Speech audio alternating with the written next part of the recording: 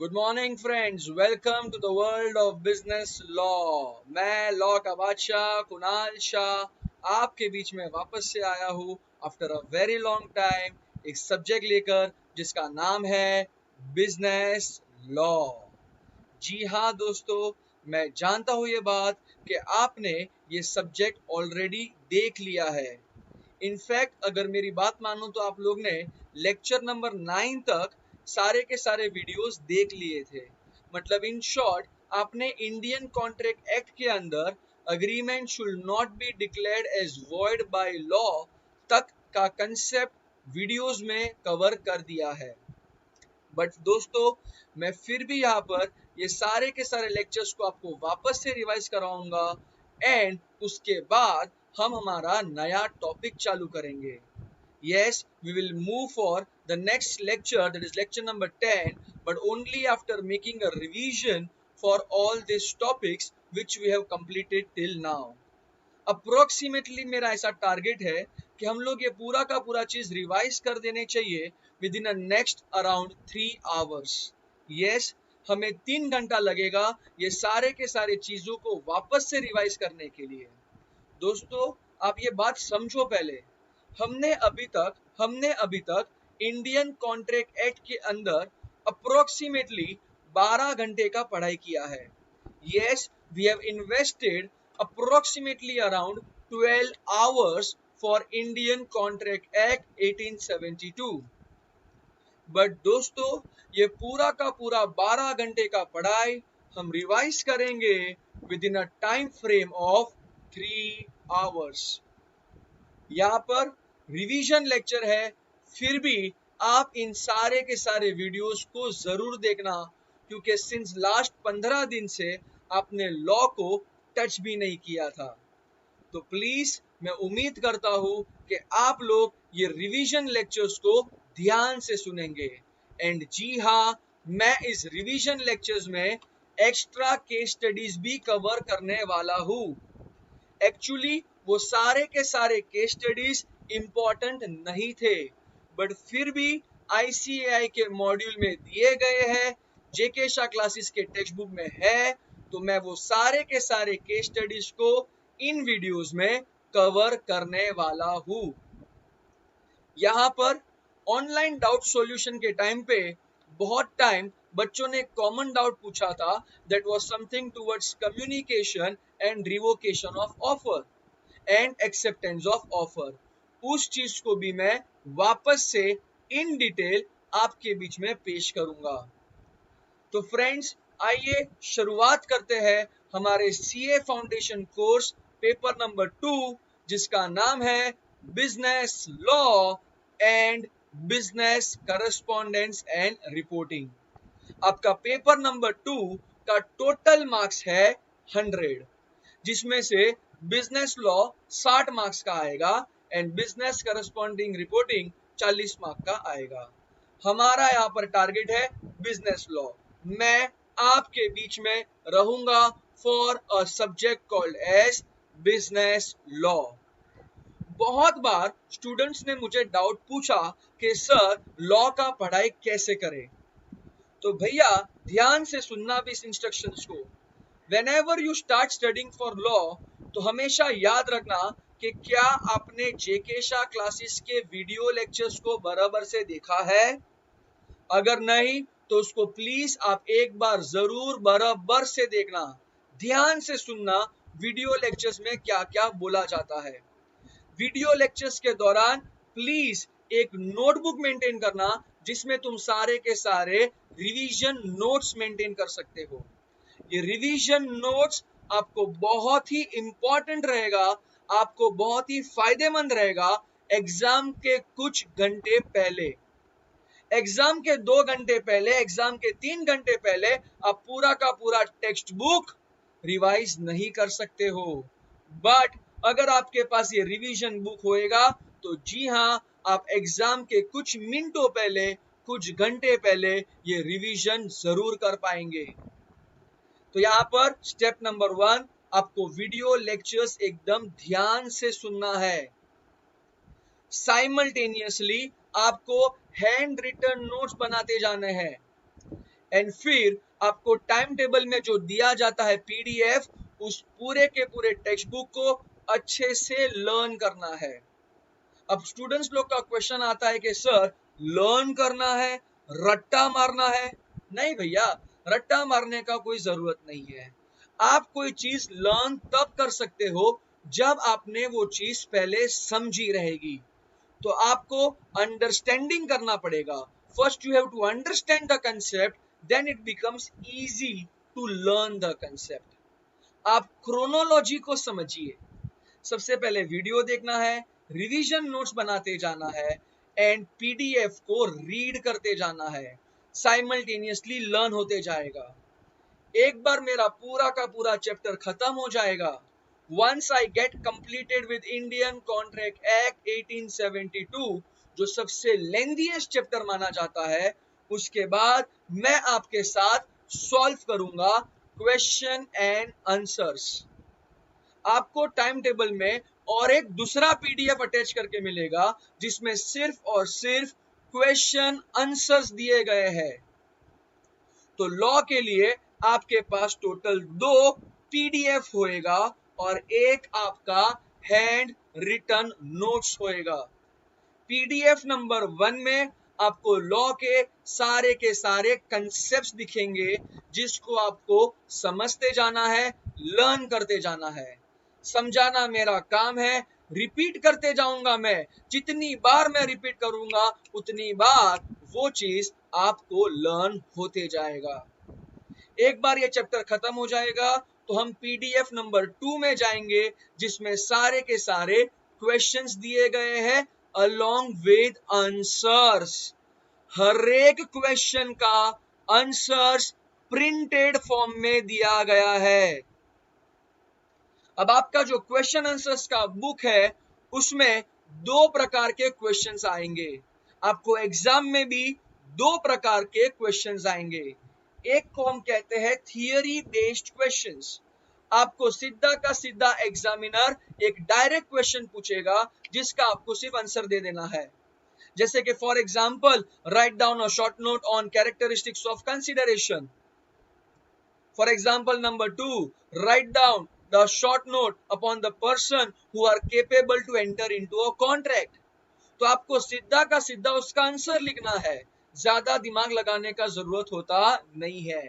तो एक प्रकार का क्वेश्चन होता है जिसको हम कहते हैं थियरी बेस्ड क्वेश्चंस, जिसके डायरेक्ट आंसर्स लिखे जाते हैं। दूसरे प्रकार के जो क्वेश्चंस आएंगे उसको हम कहते हैं केस स्टडी बेस्ड क्वेश्चन।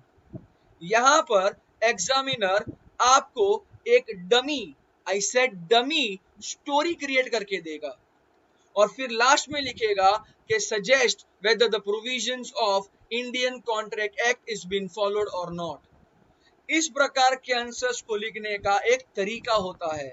इसके आंसर्स को हम लिखेंगे अंडर 3 पैराग्राफ फॉर्म। ये सब चीज मैं आपके साथ डिटेल्ड में डिस्कस करूंगा जब हम क्वेश्चन आंसर्स वाले वीडियो लेक्चर्स में आएंगे। दोस्तों, जैसे ही लॉकडाउन खत्म हो जाएगा हम ये सारा का सारा पोर्शन आपके साथ फेस टू फेस कोचिंग में भी करने वाले हैं। तो लॉकडाउन के समय में ऑनलाइन लेक्चर्स मिलते जाएंगे, लॉकडाउन खत्म होने के बाद फेस टू फेस कोचिंग भी दी जाएगी। आ रही है बात समझ में? तो चलिए शुरुआत करते हैं हमारे रिवीजन लेक्चर का। That is for next 3 hours we are going to revise the entire topics which we have covered till now. Yes, तो दोस्तों हमारे सब्जेक्ट का नाम है बिजनेस लॉ। सब्जेक्ट का नाम क्या है? Business law. अब दोस्तों मैं आपको बिजनेस लॉ तब सिखा सकता हूँ, कब सिखा सकता हूँ? तब सिखा सकता हूँ जब आपको सबसे पहले लॉ का मतलब समझेगा। तो before understanding with business law we need to understand what is law. तो my question to the future chartered accountants who are watching this video right now, my question to the future assets of this country. बस कर मोटे, इतना इज्जत तो माँ बाप ने भी नहीं दिया। Okay, my question to the bloody Mawalis who are watching this video right now. What do you mean by law? Law का मतलब होता है कि it is a set of rules and regulations. Law is a set of rules and regulations. Rules are required to be followed by people living in a society. Society का मतलब यहाँ पे होता है कंट्री. तुम जिस देश में रहते हो उस देश का कानून तुम्हें फॉलो करना पड़ेगा. भैया कोई प्रकार का ऑप्शन नहीं दिया गया है, कोई प्रकार का ऑप्शन नहीं दिया गया है. रूल बोला मतलब फॉलो करना पड़ेगा. Sir, why do we follow the rules? We follow the rules so that हम हमारे बिहेवियर को, हम हमारे कंडक्ट को रेगुलेट कर पावे. In order to regulate our behavior, in order to regulate our conduct, we have to follow rules. अब behavior जिसका मतलब होता है व्यवहार, वो दो प्रकार का होता है. One is a good behavior, another is a bad behavior. Which behavior we require to control over here? We require to control over here is nothing but the bad behavior. Good behavior को control करने की जरूरत होती नहीं है. We have to control something called as a bad behavior. अगर लोगों का bad behavior कंट्रोल में रहेगा तो उस देश में हमें सबसे पहले देखने मिलेगा peace, which will result into growth and that will bring a development in our country. तो क्या आप अपने देश में डेवलपमेंट चाहते हो? जी हाँ. तो डेवलपमेंट पॉसिबल तब है जब आपके देश में ग्रोथ होएगा. देश में ग्रोथ पॉसिबल तब है जब कंट्री में पीस दिखेगा. पीस तब दिखेगा जब लोगों का बिहेवियर कंट्रोल में रहेगा. लोगों का बिहेवियर कंट्रोल में तब रहेगा जब तुम्हारे देश के लोग रूल्स फॉलो करेंगे. तो रूल्स फॉलो करते जा, बिहेवियर को कंट्रोल में रखते जा. रूल्स फॉलो करते जा, बिहेवियर को कंट्रोल में रखते जा. The moment your behavior is being controlled, then the society will start observing peace, which will result into growth, and there will be something called as a development. तो एक country का development कहीं ना कहीं, किधर ना किधर लॉ के ऊपर डिपेंड करता है. अब आपके माइंड में क्वेश्चन आएगा कि sir, is it important to know law? Sir, क्या लॉ जानना जरूरी है? जी हाँ, it is very much important to know law. याद करो, एक लैटिन इंग्लिश मैगजीन था. एक लैटिन इंग्लिश मैगजीन का मतलब होता है बिलीफ, मान्यता. जो था इग्नोरेंशिया जुरिस नॉन एक्सक्यूसेट. इग्नोरेंशिया जुरिस नॉन एक्सक्यूसेट. क्या गाली दे रहा है क्या मोटे? ना ना ना ना ना. इसका मतलब होता है ignorance of law is not an excuse. Ignorance of law is not an excuse. अगर आपको लॉ मालूम है, फॉलो करो. अगर आपको लॉ नहीं भी मालूम है, फिर भी वो फॉलो होना चाहिए. If you are ignorant about the law, you cannot give such an excuse that I was ignorant, I'm sorry, I did not know the law. No, no, no.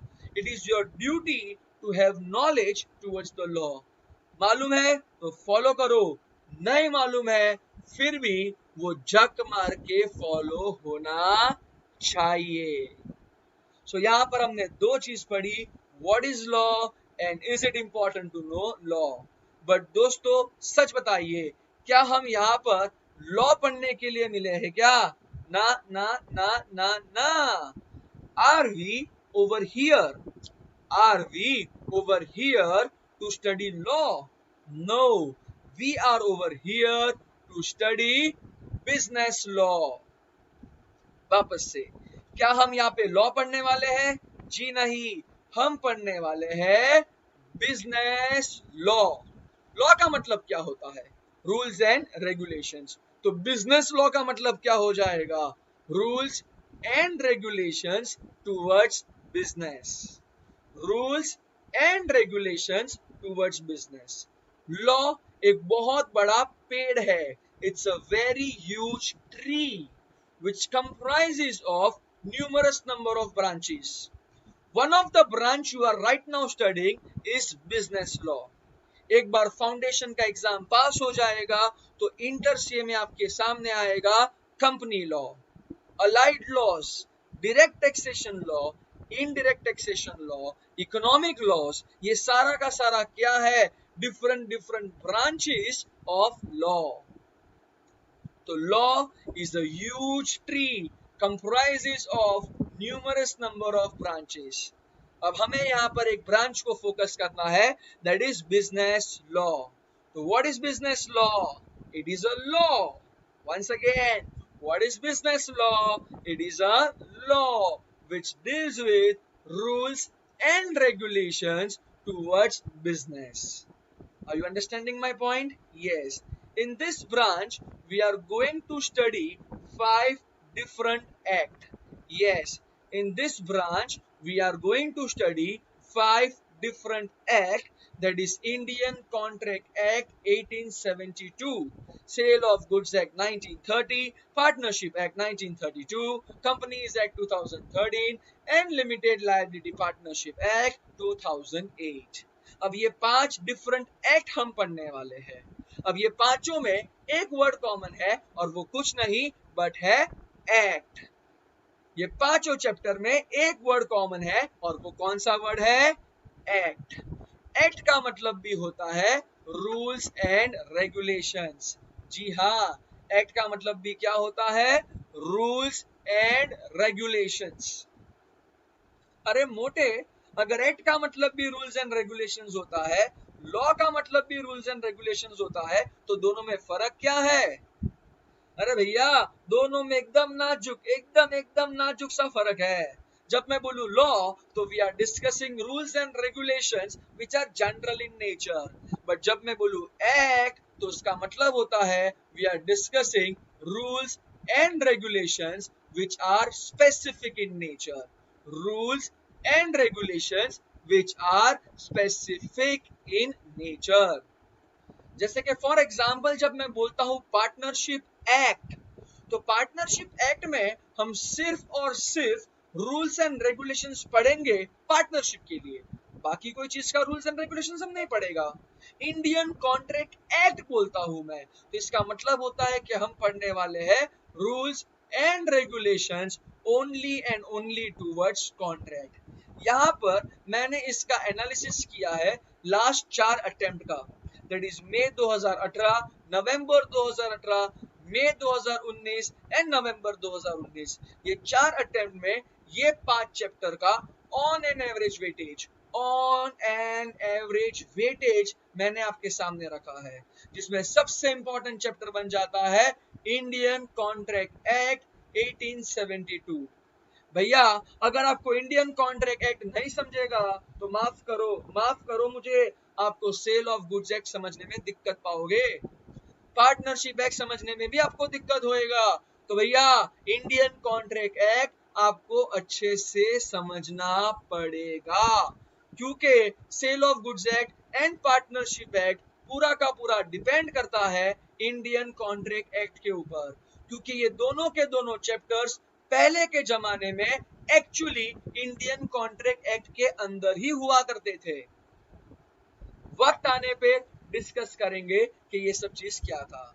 तो आइए शुरुआत करते हैं हम हमारे जर्नी की towards Indian contract act 1872.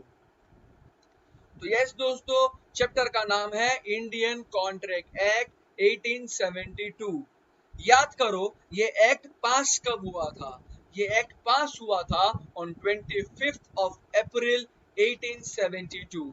But ये act applicable कब से हुआ था? 1st September 1872. पास कब हुआ था? 25th April 1872 को, बट ये एप्लीकेबल कब से करवाया गया था? 1st September 1872. दोस्तों, ये पूरा का पूरा एक्ट एप्लीकेबल किधर होता है? It is applicable to whole of India. It is applicable to whole of India. गए वो पुराने दिन, अरे गए वो पुराने दिन जब हम बोलते थे whole of India excluding Jammu and Kashmir. अरे भैया, अगस्त 2019 में हमने हमारे संविधान को, हमने हमारे कॉन्स्टिट्यूशन के अंदर एक बदलाव लाया, अमेंडमेंट लाया। एंड उस बदलाव के बाद इंडिया में जितने भी एक्ट है वो एप्लीकेबल होते हैं होल ऑफ इंडिया में। जी हाँ, Indian contract act 1872 is now applicable to whole of India।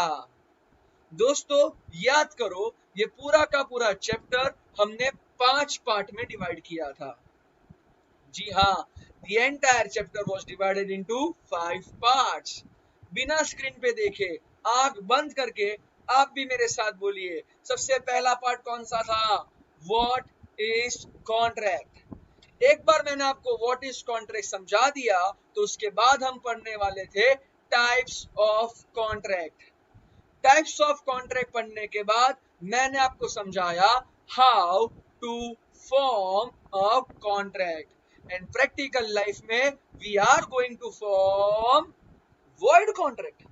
ना तो वॉइडेबल कॉन्ट्रैक्ट बनाने वाला है तू प्रैक्टिकल लाइफ में। ना तो प्रैक्टिकल लाइफ में तू कौन सा कॉन्ट्रैक्ट बनाएगा? वैलिड कॉन्ट्रैक्ट बनाएगा, जिसके लिए हमें फुलफिल करना पड़ता है provisions of section number 10, that is essentialities of a valid contract। तो इस पूरे के पूरे चैप्टर को हमने 5 पार्ट में डिवाइड कर दिया है। Number 1, what is contract। Number 2, types of contract। Number 3, how to form a contract। Number 4, how to perform a contract। and number 5, how to discharge a contract. दोस्तों प्लीज हम्बल रिक्वेस्ट है, आप जब भी law learn करने बैठोगे तो जेके Shah classes का text book ही use करना। Don't touch ICI module, you will get confuse like anything. ICI ने जो भी एग्जांपल्स दिए हैं वो आपको कंफ्यूज करने के लिए दिए हैं। एंड आईसीआई के अंदर जितना भी कंटेंट दिया गया है वो थोड़ा सा हेफाजत मैनर में भी है। यहाँ पर मैंने इस चैप्टर को एक बराबर डिजाइन दे दिया है, एक प्रॉपर मैनर में हम इसको पढ़ने वाले हैं। तो please always and always focus upon JK Shah classes का टेक्स्ट बुक ओनली। अब कुछ दोस्त मेरे को पूछेंगे सर मार्क्स मिलेगा क्या? अरे भैया, ऑल इंडिया रैंक 1 जेके शाह क्लासेस में से ही था, तो उसको अगर मार्क्स दिया तो आपको भी तो देगा ना। और भैया 36 सालों से हम पढ़ा रहे हैं, अगर हमने कोई भी प्रकार का चोरी किया होता पढ़ाने के टाइम पे तो क्या हमारे पास इतने सारे रैंकर्स होते थे? इतने सालों से हमारा जो गुडविल चलते आ रहा है वो हमारे क्वालिटी के कारण है। We are known for our quality teachings. Are you understanding? So trust कीजिए, विश्वास रखिए प्लीज और प्लीज, जेकेएससी के टेक्स्ट बुक को ही फोकस में रखे। तो यहाँ पर हमने सबसे पहला पार्ट चालू किया, that is nothing but what is contract. Contract को आम आदमी के भाषा में, बीकॉम छाप लोगों की भाषा में, कॉन्ट्रैक्ट को हम बोलते हैं ट्रांजैक्शंस। जी हाँ, in a very plain English manner we say a word contract is nothing but a transaction. अच्छा दोस्तों, आप मुझे ये बताइए, क्या कभी भी प्रैक्टिकल लाइफ में हम खुद के साथ ट्रांजैक्शंस कर सकते हैं? Can we have a transaction with ourselves? No ना। So for every transaction there has to be 2 or more parties. For every transaction there has to be 2 or more parties.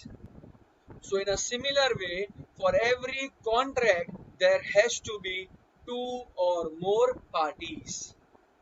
अगर मैं बाजार जाता हूँ कोई चीज खरीदने के लिए, for example I wanted to purchase आलू, I wanted to purchase potatoes, तो can I purchase those potatoes from myself? क्या मैं खुद से आलू खरीद सकता हूँ? नहीं। तो यहाँ पर मेरे और आलू वाले के बीच में एक ट्रांजैक्शन होता है जिसको लॉ के नजर में हम बोलते हैं contract. So for every contract there has to be two or more parties. There has to be two or more parties, जिसको हम कहते हैं promisor and promisee. तो जल्दी से दोस्तों, कॉन्ट्रैक्ट हमेशा डैश एंड डैश के बीच में होता है, प्रोमिसर एंड प्रोमिसी के बीच में होता है. आइए दोस्तों, हम पढ़ते हैं what is contract under legal dictionary. अरे बीकॉम छाप वाला मीनिंग तो हमने पढ़ लिया है, तो चलो चलो अब हम देखते हैं इसको लीगल डिक्शनरी में कैसे डिफाइन किया गया है. याद करो, जब मैं बोलता हूं what is contract, what is contract, तो आप सबसे पहले चिल्लाते हो two B plus two E plus two H, जिसमें टू बी का मतलब होता है प्रॉमिस, टू ई का मतलब होता है अग्रीमेंट एंड टू एच का मतलब होता है कॉन्ट्रैक्ट. तो कॉन्ट्रैक्ट की शुरुआत होती है प्रॉमिस से, कॉन्ट्रैक्ट की शुरुआत होती है प्रॉमिस से. बट प्रॉमिस कब होएगा, प्रॉमिस कब होएगा, तब होएगा, कब होएगा, तब होएगा जब ये दोनों का दोनों कंडीशन फुलफिल होएगा. That is number 1, offer and acceptance of offer. तो यहां से आएगा ऑफर, यहां से आएगा एक्सेप्टेंस ऑफ ऑफर, दोनों का मुलाकात होएगा और बन जाएगा प्रॉमिस. ऑफर को हम दूसरे वर्ड से भी जानते हैं, जिसको हम कहते हैं प्रपोजल. आप ऑफर बोलो, आप प्रपोजल बोलो, बात एक ही है. अगर कोई व्यक्ति ऑफर देता है तो ऑफर देने वाले को हम कहते हैं ऑफरर. जिस व्यक्ति को ये ऑफर दी गई है उसको हम कहते हैं offeree. I repeat in English, the person who gives an offer is an offerer and the person to whom such offer is given is called as an offeree. अगर आप प्रपोजल वाला वर्ड यूज करते हो तो भैया एक को हम कहते हैं प्रपोजर, दूसरे को हम कहते हैं प्रपोजी. हम हमारे लेक्चर्स में ऑफर वाले वर्ड के ऊपर ही फोकस रखेंगे. So whenever there is an offer which gets accepted, it becomes a promise.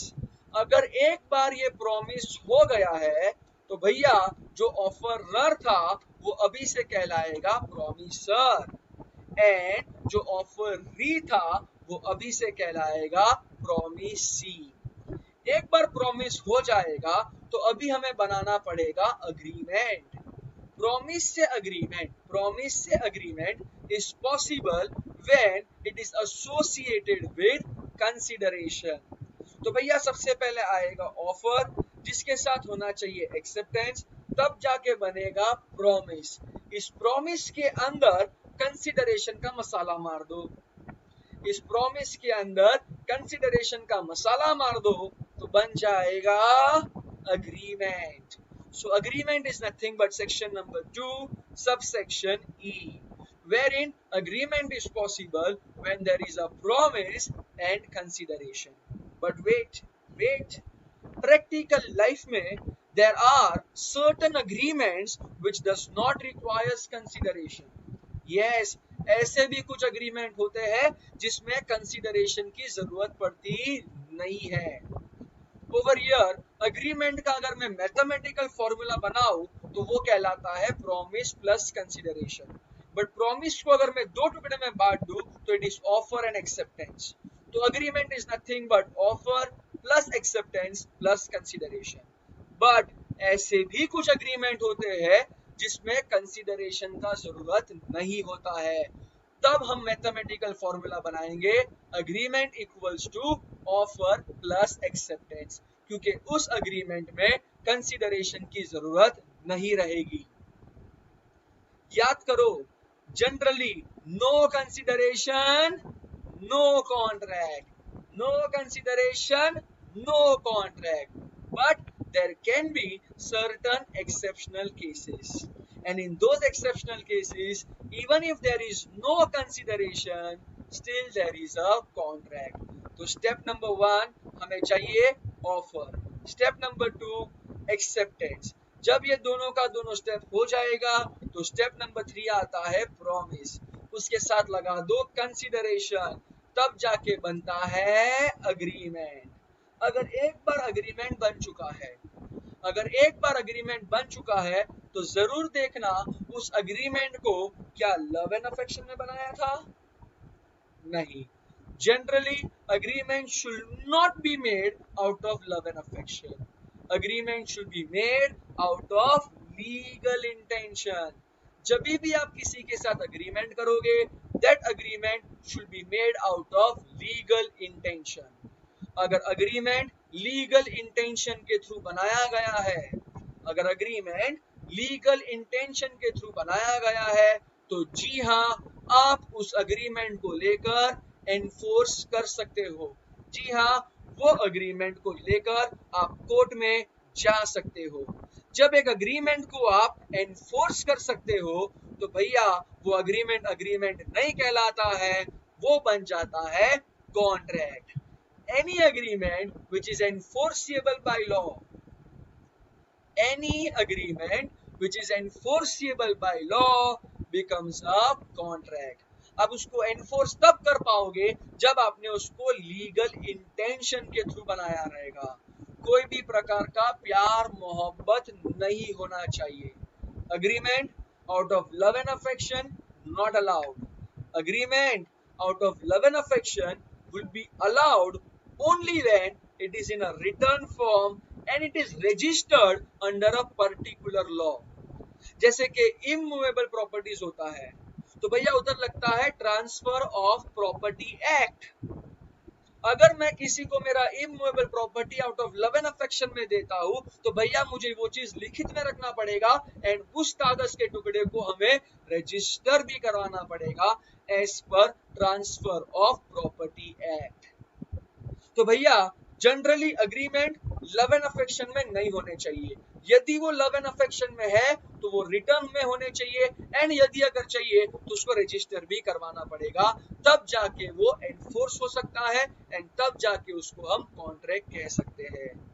तो यहाँ पर अगर आप लोग याद करोगे तो हमने एक केस स्टडी भी डिस्कस किया था जिसका नाम था बेल्फोर वर्सेस बेल्फोर। मैं पूरा केस स्टडी डिस्कस नहीं करने वाला हूँ, मैं आपको इसका सिर्फ एक छोटा सा ब्रीफ दे देता हूँ।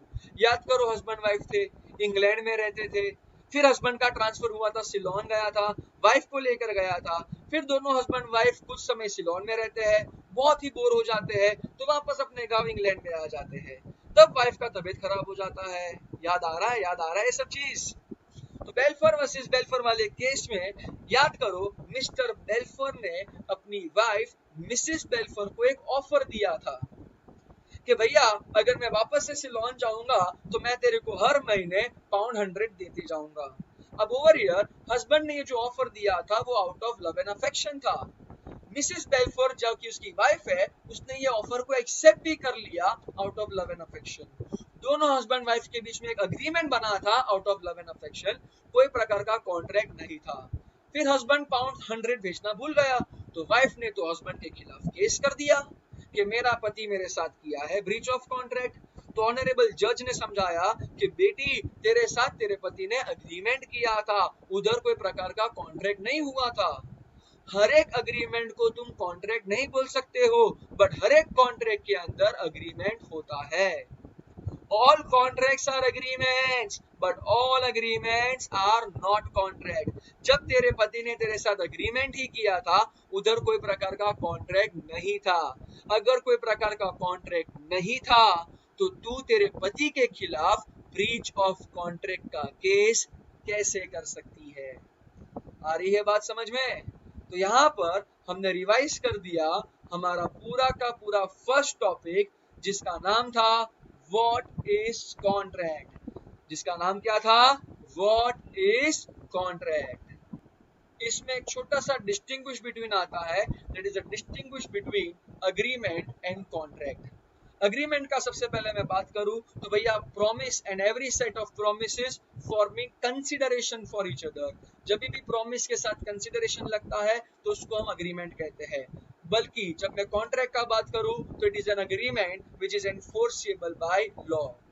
अग्रीमेंट एक प्रकार का वाइडर कंसेप्ट है बिकॉज वो इंक्लूड करता है legal agreements as well as social agreements. Contract एक प्रकार का नैरो कंसेप्ट है बिकॉज वो सिर्फ और सिर्फ लीगली एनफोर्सेबल अग्रीमेंट्स का ही बात करता है। ओवर हियर जब मैं बात करूं अग्रीमेंट के बारे में तो अग्रीमेंट के अंदर शायद से लीगल ऑब्लिगेशन क्रिएट हो भी सकता है, नहीं भी हो सकता है। बट जब मैं बात करूं कॉन्ट्रैक्ट का तो उसके अंदर एक प्रकार का लीगल ऑब्लिगेशन क्रिएट हुआ ही रहता है। हर एक अग्रीमेंट कॉन्ट्रैक्ट नहीं होता है बट हर एक कॉन्ट्रैक्ट एक प्रकार का अग्रीमेंट होता है। तो all contracts are agreement but all agreements are not a contract. तो यहाँ पर हमने रिवाइज कर दिया हमारा सबसे पहला टॉपिक जिसका नाम था व्हाट इज कॉन्ट्रैक्ट। इसका नाम क्या था दोस्तों? What is contract. आइए अब हमारी जर्नी को आगे लेके जाते हैं, रिवाइज करते हैं हमारा सेकेंड टॉपिक जिसका नाम है टाइप्स ऑफ कॉन्ट्रैक्ट। जिसका नाम क्या है? Types of contract.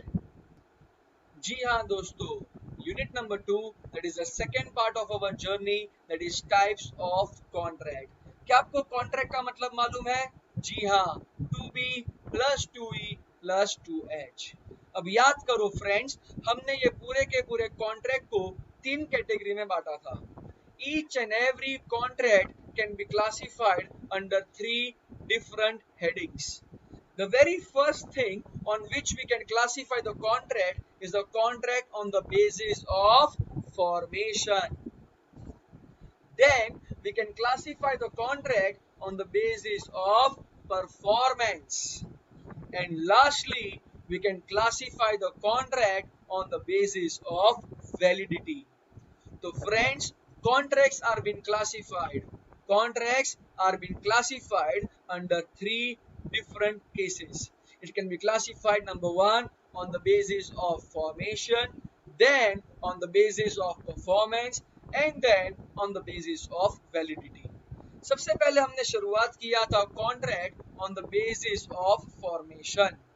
On the basis of formation हमारे पास है express contract, implied contract, tacit contract, quasi contract. सबसे पहले हम देखते हैं एक्सप्रेस कॉन्ट्रैक्ट को। What do you mean by express contract? तो लॉ बोलता है कि express contract is a contract. वाह सर, कितना मस्त ज्ञान दिया आपने। Express contract is a contract. Okay, मस्ती बाद में, पहले रिवीजन करते हैं।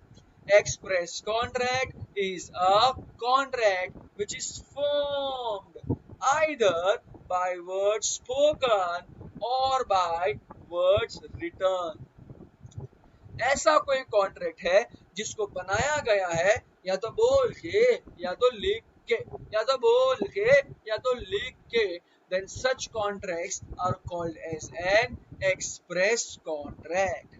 So वापस से, express contract is a contract. Express contract is a contract which is formed either by words spoken or by words written. Second आता था implied contract. What do you mean by implied contract? It is a contract which is formed. It is a contract which is formed neither by words spoken nor by words written. ना बोल के, ना बोल के, ना लिख के, ना बोल के, ना लिख के अगर कोई कॉन्ट्रैक्ट फॉर्म होता है तो उस कॉन्ट्रैक्ट को हम कहते हैं इम्प्लाइड कॉन्ट्रैक्ट। इम्प्लाइड का मतलब होता है अज्यूम्ड, मान लो। इम्प्लाइड का मतलब होता है अज्यूम्ड, मान लो। तो मान लो भैया उधर कोई प्रकार का कॉन्ट्रैक्ट फॉर्म हुआ है। ये एक ऐसा कॉन्ट्रैक्ट है जिधर बोलने का जरूरत नहीं है, लिखने का जरूरत नहीं है। अरे अरे अरे, मान लो कॉन्ट्रैक्ट फॉर्म हुआ है, उस कॉन्ट्रैक्ट को हम कहते हैं इम्प्लाइड कॉन्ट्रैक्ट। यदि अगर आप याद करेंगे तो मैंने आपको एक एग्जांपल दिया था कि भैया मैं सीधा का सीधा एक रेलवे स्टेशन पे चला गया। I wanted to travel to a place. तो मैंने टिकट खरीद लिया। टिकट खरीदना भी एक प्रकार का ट्रांजैक्शन होता है, उस ट्रांजैक्शन को हम कहते हैं एक्सप्रेस कॉन्ट्रैक्ट। फॉर एग्जाम्पल मैंने टिकट विंडो पे बोला कि मुझे एक टिकट देना for a place called as ABC। तो मैंने जो ऑफर दिया वो बोल के दिया, उसने मेरे को जो टिकट का प्रिंट आउट दिया वो लिखित में दिया। तो there was an express contract between me and that railway company. अब मुझे डेस्टिनेशन पे जाना है ABC, जिसकी ट्रेन आती है प्लेटफॉर्म नंबर 2 पे। अब जैसे मैं प्लेटफॉर्म नंबर 1 पे पहुंचा, एक ट्रेन आया, मैं चढ़ गया। Train coming at a platform is an implied offer. जब कोई ट्रेन प्लेटफॉर्म पे आता है तो कोई ट्रेन चिल्लाता नहीं है चढ़ेगा क्या, चढ़ेगा क्या, चढ़ेगा क्या, नहीं। So train coming upon a platform is an implied offer. अगर आप वो ट्रेन में चढ़ जाते हो तो वो एक प्रकार का इम्प्लाइड एक्सेप्टेंस होता है। ट्रेन में चढ़ने के बाद अगर आप ऐसा चिल्लाते हो क्या, मैं चढ़ गया, मैं चढ़ गया, मैं चढ़ गया, नहीं ना। So over here, train coming upon a platform is an implied offer.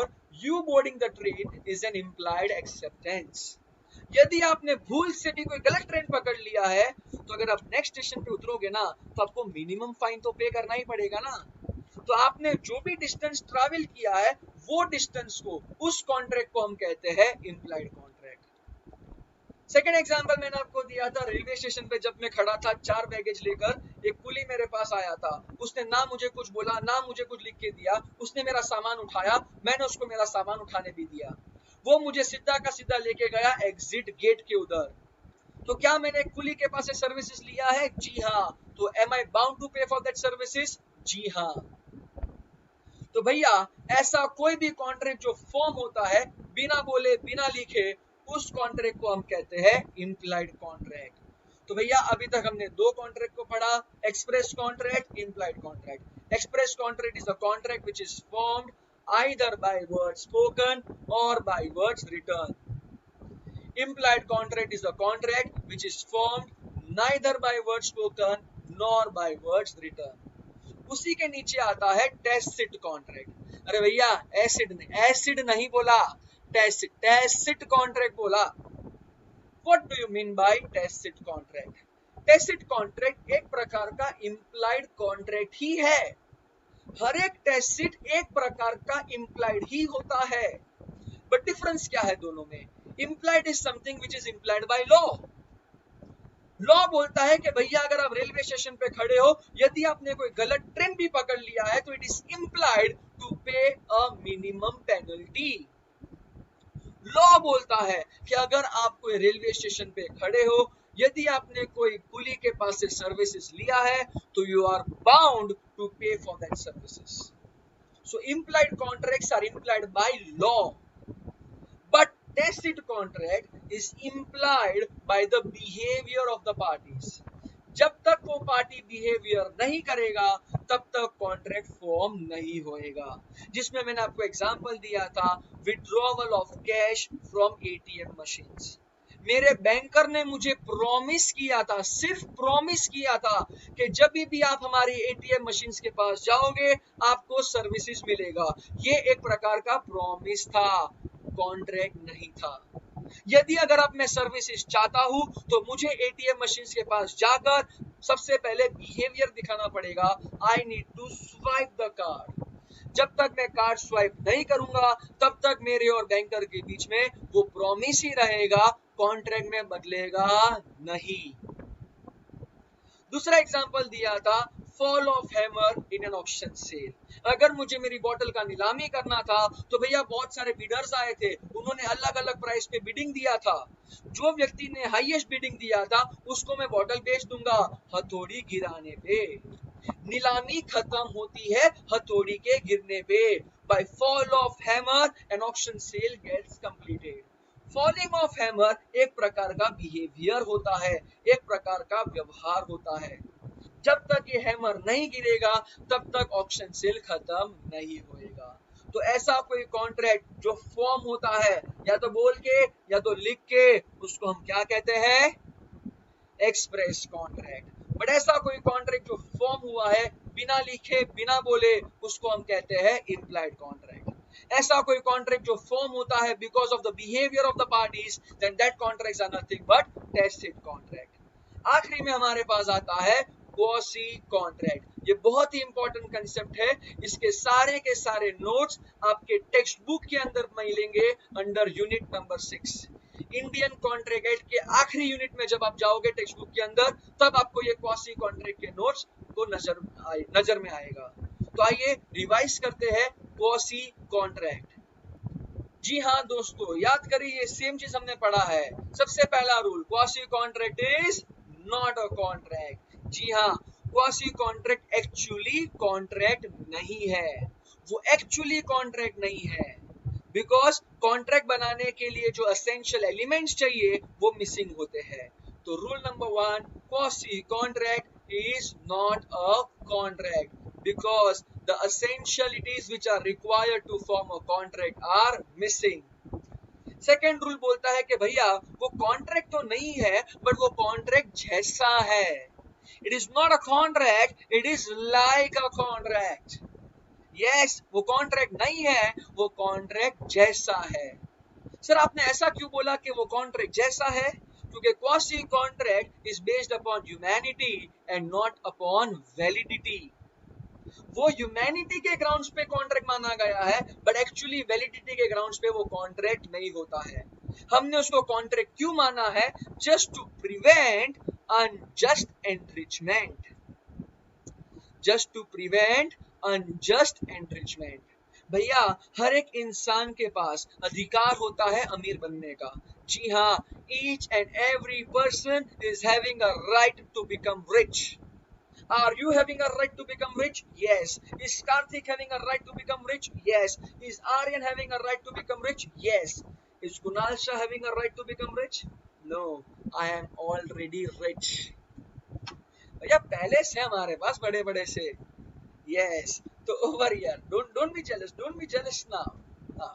तो over here, क्वासी कॉन्ट्रैक्ट हमेशा एक अनजस्ट एनरिचमेंट को प्रिवेंट करता है। यदि आप अमीर बन रहे हो बट किसी और के खर्चे पे, you are becoming rich at someone's expenses, then that richness is not justified. उस richness को हम justify नहीं कर पाते हैं, जिसको हम कहते हैं unjust enrichment। ऐसे unjust enrichment को prevent करता है क्वासी कॉन्ट्रैक्ट। जब भी आप क्वासी कॉन्ट्रैक्ट का बात करोगे तो भैया ये 3 फीचर्स को हमेशा याद रखना। क्वासी कॉन्ट्रैक्ट का सबसे पहला फीचर बोलता है कि भैया इधर एक व्यक्ति के पास जो अधिकार होता है वो पैसे मांगने का होता है।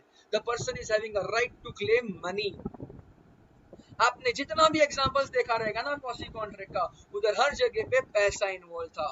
तो राइट टू क्लेम मनी, वेरिन दोनों पार्टीज के बीच में एक्चुअली कोई प्रकार का अग्रीमेंट नहीं होता है, ये एक प्रकार का कॉन्ट्रैक्ट माना गया है। लॉ ने इसको एक कॉन्ट्रैक्ट माना गया है, लॉ ने इसको एक कॉन्ट्रैक्ट का दर्जा दिया है, क्योंकि ये बेस होता है इंसानियत पे, बट ना कि कोई वैलिडिटी के ग्राउंड्स पे। अब यहाँ पर जो भी व्यक्ति के पास अधिकार होता है, क्वासी कॉन्ट्रैक्ट के अंदर जो भी व्यक्ति के पास अधिकार होता है, उस व्यक्ति के पास अधिकार सामने वाले पर्सन पे होता है, या तो against many other persons, but पूरे के पूरे वर्ल्ड के अगेंस्ट उसके पास ये अधिकार होता नहीं है। ये तीनों के 3 फीचर्स को मैं आपको वापस से दिखाऊंगा, बट एक बार देख लेते हैं हमने काइंड्स ऑफ क्वासी कॉन्ट्रैक्ट पढ़े हैं। जी हाँ, हमने काइंड्स ऑफ क्वासी कॉन्ट्रैक्ट पढ़ा है, जिसमें सबसे पहले पढ़ा था सेक्शन नंबर 68, जो बोलता है right to recover money paid for necessary supplied. याद करो, मैंने एग्जांपल दिया था राजू एंड काजू वाला, जिसमें राजू ने काजू को कोई प्रकार का नेसेसरी सप्लाई किया था। तो भैया अगर राजू ने काजू को कोई प्रकार का नेसेसरी सप्लाई किया था, तो इन दैट केस राजू ने इंसानियत दिखाई थी। तो जी हाँ, फ्यूचर में राजू वो सारा का सारा पैसा काजू के पास से रिकवर कर सकता है, प्रोवाइडेड वो पैसा जो भी रिकवर कर रहा है वो रीजनेबल पैसा है, एंड ये पैसा वो मांग रहा है not against kaju but against the property of kaju. So right to recover money paid for necessary supplied. जिस व्यक्ति के पास ये अधिकार होता है, वो व्यक्ति अपना ये अधिकार जताएगा उस व्यक्ति के प्रति नहीं, बट उस व्यक्ति के प्रॉपर्टी के ऊपर। राजू ने काजू के ऊपर 10 लाख रुपए का खर्चा किया था, बेसिक नेसेसरी सप्लाई किया था। फिर फ्यूचर में जब काजू के पास 50 लाख रुपए का प्रॉपर्टी आ चुका था, तो उस 50 लाख के प्रॉपर्टी में से राजू अपना 10 लाख रुपया मांग सकता है। तो Raju is having a right to demand the money which he has paid for the necessary supplied to Kaju, wherein such money Raju can demand only against the property of Kaju. फिर हमने पढ़ा था सेक्शन नंबर 69 जो है right to recover money paid for another person wherein that another person was bound to pay, जिसको और एक नाम से जाना जाता है payment by an interested person. याद करो फार्मर एंड जमींदार का केस लिया था मैंने यहाँ पे। फार्मर ने जमींदार के प्रॉपर्टी के ऊपर फार्मिंग एक्टिविटीज करने का था। अब जमींदार ने पूरा का पूरा farming activities that is farming property farmer को रेंट पे दिया था। अब जमींदार जा रहा था वर्ल्ड टूर पे, तो उसने फार्मर के पास से 6 महीने का एडवांस रेंट ले लिया था। अब जैसे ही जमींदार चला गया तो गवर्नमेंट ने उसी प्रॉपर्टी के ऊपर लगा दिया था एक नोटिस जिसमें लिखा था कि भैया इस प्रॉपर्टी के ऊपर प्रॉपर्टी टैक्स भरना बाकी है। अगर 7 दिनों के अंदर अंदर प्रॉपर्टी टैक्स नहीं भरा तो ये पूरे के पूरे प्रॉपर्टी का नीलामी किया जाएगा। अब ये प्रॉपर्टी टैक्स भरने का ड्यूटी किसका था? जमींदार का। बट यहाँ पर प्रॉपर्टी टैक्स भरने चला गया फार्मर, क्यों? Out of humanity. And farmer भर भी क्यों रहा था? क्योंकि farmer was interested in that property, क्योंकि उसने ऑलरेडी एडवांस में रेंट पे कर दिया था। अब यहाँ पर जब फ्यूचर में जमींदार गांव वापस आएगा तो क्या जमींदार का ड्यूटी बनेगा कि वो फार्मर को उस प्रॉपर्टी टैक्स का पैसा पे करे? जी हाँ। ओवर सेक्शन नंबर 69 फार्मर के पास राइट होता है to recover the money which he has paid for zamindar wherein that zamindar was bound to pay. Are you understanding or not? यहाँ पर सेक्शन नंबर 69 में याद रखना जो भी व्यक्ति ने पेमेंट किया है वो व्यक्ति का सबसे पहले कोई प्रकार का लीगल ऑब्लिगेशन नहीं था, बट वो व्यक्ति उस ट्रांजैक्शन में इंटरेस्ट जरूर दिखाता है। The person is interested in the transaction. अच्छा, जिसके पास से आप ये पैसा रिकवर करने वाले हो उस व्यक्ति का एक्चुअली लीगल ऑब्लिगेशन होता है पैसा पे करने का। जैसे कि इन दिस एग्जांपल फार्मर ने जमींदार के बिहाफ पे प्रॉपर्टी टैक्स भरा था, तो क्या फार्मर का लीगल ऑब्लिगेशन था प्रॉपर्टी टैक्स भरने का? नहीं। बट क्या फार्मर वो प्रॉपर्टी के ऊपर इंटरेस्टेड था? जी हाँ। क्या जमींदार के पास से वो प्रॉपर्टी का पैसा रिकवर करेगा? जी हाँ, क्योंकि जमींदार का लीगल ऑब्लिगेशन होता था उस प्रॉपर्टी टैक्स को भरने का। सेक्शन नंबर 70 आता है right to recover money paid for non gratuitous act. Right to recover money paid for non gratuitous act. Non gratuitous का मतलब होता है कि it is not done for free, उधर कोई प्रकार का कंसिडरेशन इन्वॉल्व होता है। याद करो ना, मेरा एग्जाम्पल था एक बर्थडे गर्ल के साथ। एक बर्थडे गर्ल का पार्टी था, उसने पूरे के पूरे दोस्तों को पार्टी दिया था, बट जब बिल पे करने का बारी आया तो उसका वॉलेट गुम हो गया था, तो मैंने उसके बिहाफ पे पेमेंट कर दिया। तो क्या मैं मेरा पैसा वापस चाहूंगा? Will I have a right to demand my compensation? Yes. तो मैंने जो भी प्रकार का एक्शन दिखाया था वो एक प्रकार का नॉन ग्रेचुटियस एक्टिविटी था। यहाँ पर एक केस स्टडी आपके बुक में दिखेगा, it is a case study called as Shyamlal versus the state government of Uttar Pradesh. यहाँ पर state government of Uttar Pradesh ने श्यामलाल नाम के व्यक्ति को अपने एक गवर्नमेंट डिपार्टमेंट में एम्प्लॉयमेंट दिया था, बट कुछ सालों के बाद ऐसा पाया गया था कि श्यामलाल ने मिसकंडक्ट किया था। तो भैया गवर्नमेंट डिपार्टमेंट ने तो बोल दिया कि श्यामलाल तुम कंपलसरी रिटायरमेंट ले लो। श्यामलाल को ये बात अच्छी नहीं लगी, तो वो सीधा का सीधा कोर्ट में गया, पेटिशन फाइल किया एंड स्टे ऑर्डर लेके आया। कोर्ट ने बोला जी हाँ श्यामलाल तुम अपना नौकरी कंटिन्यू करो, तुम्हें कोई प्रकार का कंपलसरी रिटायरमेंट लेने का जरूरत नहीं है। अब यहाँ पर गवर्नमेंट डिपार्टमेंट ने श्यामलाल को नौकरी पे तो रखा, पगार भी कंटिन्यू रखा, बट उसको कोई प्रकार का काम नहीं दिया, क्योंकि स्टेट गवर्नमेंट को मालूम था कि श्यामलाल अपना मिसकंडक्ट दिखाता है। स्टेट गवर्नमेंट को कोर्ट का ऑर्डर अच्छा नहीं लगा, तो स्टेट गवर्नमेंट ने उसी कोर्ट के ऑर्डर के ऊपर अपील फाइल किया। अपील फाइल करना मतलब हायर कोर्ट में जाने का। हायर कोर्ट ने सीधा का सीधा स्टेट गवर्नमेंट के फेवर में ऑर्डर दिया। हायर कोर्ट ने बोला हमारे से भूल हो गया था भैया, श्यामलाल का गलती है, उसको कंपलसरी रिटायरमेंट दे दो। अब यहाँ पर जितने महीने के लिए श्यामलाल ने काम किया था, जितने महीने के लिए मतलब फॉर एग्जाम्पल जब से वो वापस से नौकरी ज्वाइन किया था तब से लेकर जब तक ये अपील का ऑर्डर आया था, फॉर एग्जाम्पल ये 6 महीने का उसको पगार मिल रहा था, बट उसने कोई प्रकार का काम नहीं किया था। तो स्टेट गवर्नमेंट ने बोला कि हम उसको कंपलसरी रिटायर तो करना चाहता है, हम उसको कंपलसरी रिटायर तो करना चाहता है, बट उसने ये 6 महीने का पगार भी लिया है, हमें वो पगार वापस चाहिए। तो जी हाँ, यहाँ पर स्टेट गवर्नमेंट को वो 6 महीने का पगार वापस दिया गया था। Shyamlal was been asked to pay off that extra salary, that 6 months of salary, not extra, that 6 months of salary which he had received from that government department. Next आता है सेक्शन नंबर 71 जो डिस्कस कर रहा था responsibility of finder of goods. जब भी आप finder of goods होते हो तो भैया आप एक प्रकार के पोजीशन रखते हो जिसको हम कहते हैं बेली। आपके पास गुड्स का कोई प्रकार का ओनरशिप नहीं है, आपके पास सिर्फ और सिर्फ गुड्स का पोजेशन होता है। ऐसा कोई व्यक्ति जिसके पास गुड्स का सिर्फ पोजेशन होता है उसको हम कहते हैं बेली। जब भी आप फाइंडर ऑफ गुड्स होते हो तो भैया आपका ड्यूटी बनता है कि आप ट्रू ओनर को ढूंढे। जब तक ट्रू ओनर नहीं मिलेगा तब तक आपको उस गुड्स का ध्यान रखना पड़ेगा। आपको वो गुड्स यूज नहीं करना है, आपको खुद के गुड्स के साथ मिक्स नहीं करना है। जैसे ही ट्रू ओनर मिल जाएगा तो आपको ये गुड्स वो ट्रू ओनर को रिटर्न कर देना है। आपके पास राइट हो जाएगा to claim expenses, to claim rewards and yes you also have a right to sell if the goods are perishable in nature, या तो true owner is not traceable, या तो ट्रू ओनर ट्रेस हो चुका है but उसने आपको expenses पे करने से मना कर दिया है, या तो आपने जो भी खर्चा किया है which is more than 2/3 of the value of the goods. इधर एक केस स्टडी हुआ था जिसका नाम था हॉलिंस वर्सेस हॉलर। यहाँ पर एक दुकान के अंदर एक कस्टमर घूम रहा था तो उसको अचानक से डायमंड रिंग मिल गया। जैसे उसको डायमंड रिंग मिला तो कहने से is the finder of goods.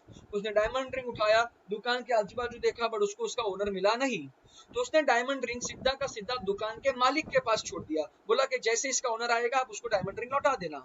दुकान का ओनर बोला ठीक है, डायमंड रिंग का ओनर आएगा मैं उसको डायमंड रिंग लौटा दूंगा। ओवर ईयर कुछ दिन बीत गए, कुछ हफ्ते बीत गए। यहाँ पर जिस व्यक्ति को डायमंड रिंग मिला था उसने सोचा कि चलो चलो मैं दुकानदार को मिलने जाता हूँ और उसको पूछता हूँ कि भैया क्या ट्रू ओनर आया था, क्या वो डायमंड रिंग ले गया है। तो यहाँ पर वो बंदा जिसको डायमंड रिंग मिला था वो सीधा का सीधा दुकानदार के पास चला गया। दुकानदार ने बताया कि नहीं अभी तक ट्रू ओनर मिला नहीं है। तो यहाँ पर जिस व्यक्ति को ये गुड्स मिला था उसने दुकानदार को बोल दिया एक काम करो आप डायमंड रिंग मुझे दे दो, मैं ट्रू ओनर को ढूंढता हूँ, आपने अभी तक जो भी खर्चा किया है मैं वो खर्चा आपको रिंबर्स कर देता हूँ। तो दुकानदार बोलता है नहीं मैं आपको रिंग नहीं दे सकता क्योंकि ये रिंग आपका नहीं है। कोर्ट बोला भैया ये फाइंडर ऑफ गुड्स था, फाइंडर ऑफ गुड्स के पास अधिकार होता है गुड्स को रिटेन करने का। He has a right to retain the goods, he has the right to retain the goods against the whole world except the true owner. जी हाँ, यदि आप फाइंडर ऑफ गुड्स होते हो तो आपके पास अधिकार होता है गुड्स को अपने कब्जे में रखने का। ये अधिकार आपके पास रहेगा बट सिर्फ ये अधिकार आपके पास रहेगा एंड ट्रू ओनर के पास रहेगा, बाकी किसी के पास ये अधिकार होता नहीं है। दुकानदार को बोला गया था कि भैया आप फाइंडर ऑफ गुड्स को ये डायमंड रिंग लौटा दो। लास्ट आता है right to recover money paid और गुड्स डिलीवर्ड अंडर मिस्टेक। अगर गलती से आपने किसी को पैसा पे कर दिया है तो वो सामने वाले बंदे का ड्यूटी होएगा कि वो पैसा आपको लौटा दे। यदि आपको किसी से गलती से कोई गुड्स का डिलीवरी मिल गया है, फॉर एग्जाम्पल मैंने आपको दिया था कि जोमेटो वाले या स्विगी वाले ने आपको भूल से कोई पार्सल डिलीवर कर दिया है तो आपका ड्यूटी बनता है वो पार्सल उसको लौटाने का। ये सब जगह पे हमें ह्यूमैनिटी दिखाना पड़ता है। आ रही है बात समझ में? तो देखिए फ्रेंड्स, जब भी हम क्वासी कॉन्ट्रैक्ट का बात करेंगे तो उसमें हमेशा राइट टू मनी होएगा। There is no agreement, it is something which is imposed by law. The contract is actually imposed by law but wherein there is no actual contract. And over here जो भी व्यक्ति के पास right होता है that person has a right against a person or group of person but not against the entire world. Are you sure? Yes. यहाँ पर हम हमारे इंडियन कॉन्ट्रैक्ट के टाइप्स ऑफ कॉन्ट्रैक्ट में वापस आ जाते हैं। यहाँ पर हमने देखा था something called as contracts on the basis of formation, जो हमने क्लियर कर दिया है। नेक्स्ट आता है contracts on the basis of performance. Contracts on the basis of performance, executed, executory, bilateral, unilateral. जब मैं बोलूं एग्जीक्यूटेड कॉन्ट्रैक्ट तो it is a contract wherein the parties have performed, उनका काम खत्म हो चुका है। Executory, parties are yet to perform, उनका काम करना बाकी है। यूनिलैटरल, दो पार्टीज होंगे बट परफॉर्मेंस सिर्फ एक ही पार्टी को देना पड़ता है। बायलैटरल है दो पार्टीज एंड दोनों पार्टीज को परफॉर्मेंस देना पड़ेगा।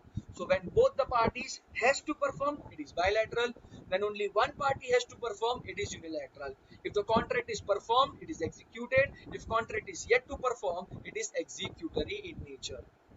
Last आता है contracts on the basis of validity, that is void, voidable, illegal, unenforceable and valid. सबसे पहले आता है void contract. याद करो, it is defined under section number 2, subsection J. Law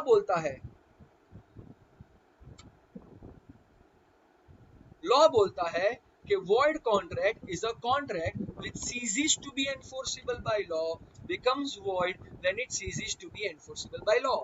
मतलब void contract स्टार्टिंग में वैलिड था but due to impossibility of performance वो void हो चुका है. अगर मैं void agreement का बात करूं तो ये एक ऐसा agreement होता है जो स्टार्टिंग से void होता है, जिसको हम कहते हैं void ab initio. मैंने कार्तिक को प्रॉमिस किया था कि मैं गाड़ी बेचूंगा. मैंने और कार्तिक ने ये कॉन्ट्रैक्ट किया था ऑन 1 जनवरी. अब यहाँ पर हम लोग इस गाड़ी को बेचने वाले थे 10 जनवरी को, बट 10 जनवरी आने से पहले ही 8 जनवरी को मेरे गाड़ी में आग लग गया. तो कहना इससे मेरे और कार्तिक के बीच में जो कॉन्ट्रैक्ट था वो इम्पॉसिबल टू परफॉर्म हो गया. तो अब ये कॉन्ट्रैक्ट हो जाएगा void. अब ये कॉन्ट्रैक्ट हो जाएगा void.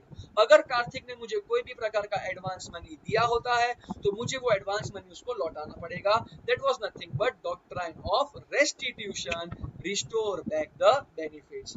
तो भैया void कॉन्ट्रैक्ट में कोई भी व्यक्ति void कॉन्ट्रैक्ट में कोई भी व्यक्ति किसी के खिलाफ केस फाइल करने जा सकता नहीं है, because it is neither the fault of promisor nor it is the fault of promisee.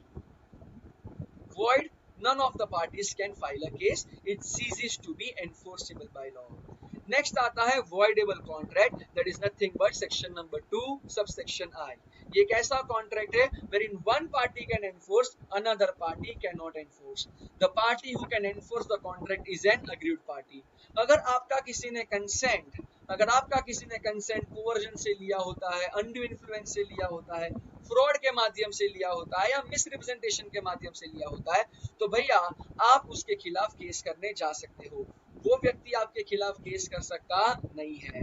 तो under void contract no one can enforce, but under voidable contract one or more parties can enforce, another parties cannot enforce, and the party who can enforce this contract are nothing but aggrieved party. Next आता है illegal agreements. They are agreements which are forbidden by law. Illegal agreements are something which is forbidden by law. अगर आप कभी भी कोई illegal वाला चीज करोगे तो क्या आप कोर्ट में जाने का इच्छा रखोगे? नहीं.